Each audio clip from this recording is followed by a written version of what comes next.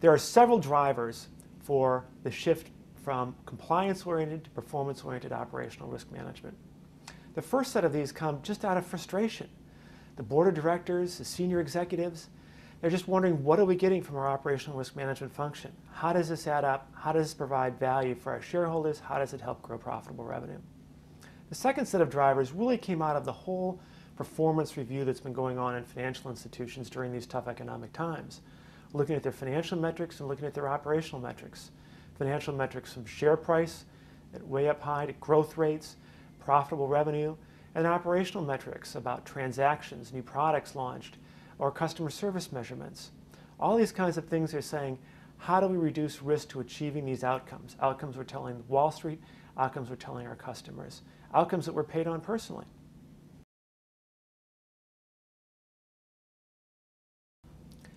There are several reasons why it's difficult for organizations to make the shift from compliance to performance-oriented view of risk management. The first of these is because operational risk, especially for people who are newer in their careers, sort of seem to appear out of Basel II, which was a regulatory requirement. And the army of examiners following behind and asking what you're doing all contributed to this sense of it's about compliance.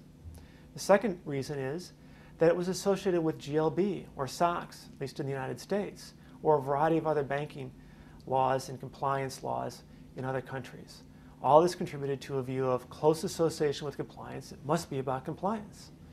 The third thing is that a lot of the people that were assigned to operational risk areas came from compliance backgrounds. It was what they knew and loved and what they were comfortable with. So they walked into operational risk and started looking at it from a compliance perspective, walking through regulatory guidance and saying, okay, it's a checklist, let's go fill out the checklist. All those things led to this notion of it's compliance oriented.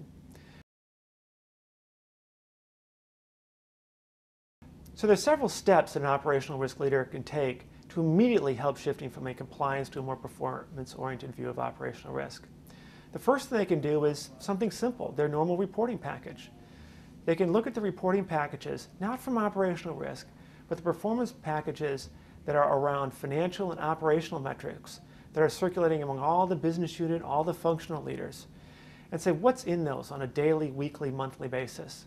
And they can look at those performance metrics where they're laid out and it says what's the actual, what did we hope to do, what was the variance, and they can go to the owner of that report, open up one more column in that report and say what's the risk to achieving that metric prospectively in the next period.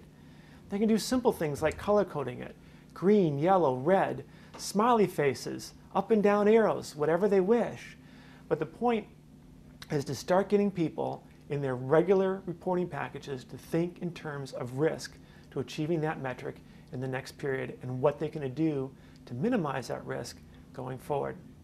Now the second very simple thing to do is that all institutions have project review and evaluation programs, whether they call them stage gates or checkpoints or whatever they are, something that a project has to go through to get funding and have funding periodically released toward completion. All those projects and all those decision documents for each one of those meetings contain the obligatory page on risk.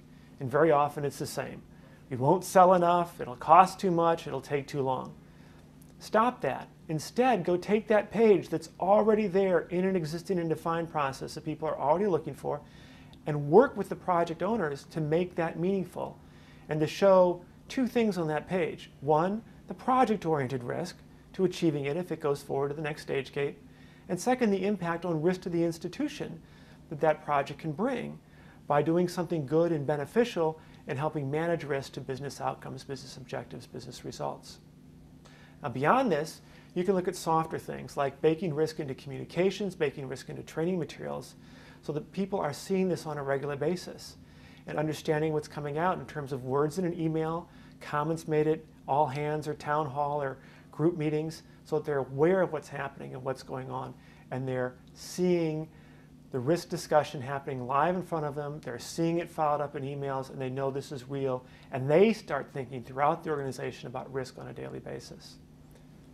All this comes together to allow the operational risk leader working with the business owners who own the risks to build risk into the organization in very simple, very effective ways using processes and reporting materials that are already available and already in use. So one of the fun things to do is to suggest to an operational risk leader that you call up your predecessor, you call up somebody that retired as the head of a business unit X, and go out to lunch with them and ask them what they were doing in the 90s or the early 2000s, or maybe even before that, to step through these very complicated process areas when many of them were much more manual than they are today, and they had to do these things to avoid physically losing pieces of paper.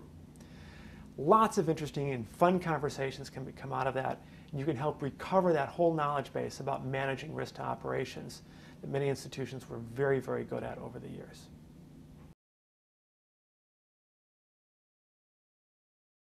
There are several ways to evaluate how well an organization is doing in shifting from a compliance to performance-oriented view of risk management. For either managerial evaluation or audit purposes, there are 3 quick tests that I use to look at this shift. The first one is, how well is it used in daily decision making? Is it actually connecting with the organization? Are people talking about it? Do they talk about risk when they're making decisions and trade-offs in their organization? The second thing to do is, how does it show up in reporting? When I look and pick up and hold and flip through various management reports, whether they're for financial purposes or operational purposes, do I see risk considered? Is there simply a column in the report that says not just how did they perform against an objective and was it better or worse, but is there a column that says what's the likelihood that our performance will be on target, on objective, prospectively in the next reporting period, whether that's a week or whether that's a month? And are people thinking ahead, and does that spur the discussion at management levels? The third thing is time sensitivity. When time intervals are very long and there's lots of lag, that suggests that they're not using risk management for performance-oriented purposes because it's simply too late. So we look at how quickly risk-based reporting happens, how quickly warning signals are communicated, how quickly projects are prioritized for improvements. And the last thing that we do for more mature organizations is we look at whether or not maturity models, agreed upon procedures, and other formal evaluation tools, such as those published by organizations like ISACA and OSEG and others, are being used to evaluate the progress of an organization toward improved maturity and performance-oriented risk management.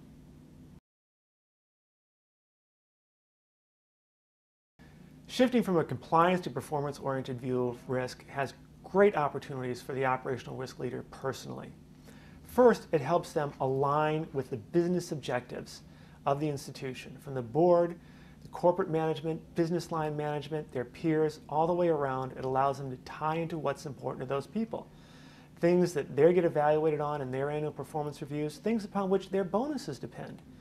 They can align to those things because now they're looking at risk to business outcomes, business objectives. And they're having a far more relevant conversation when they walk into one of those people's offices. The second thing that it does is it allows them to engage in the organization, because risk management, especially the scenario analysis, it's the heart of the risk management, is all about bringing people together to understand how the environment and enterprise capabilities interact with each other to produce potential opportunities or potential losses. When all those people come together to be sure they're seeing a realistic, lifelike picture of how events can unfold, the scenario or the story, if you will, all those people become engaged. All those people see and appreciate the risk to the organization in terms of impact and frequency, and they're all starting to think about how they can design solutions to reduce the risk to the organization. This is very powerful, both from a tangible outcomes impact on the organization and simply a perception of how the operational risk management team is seen and valued.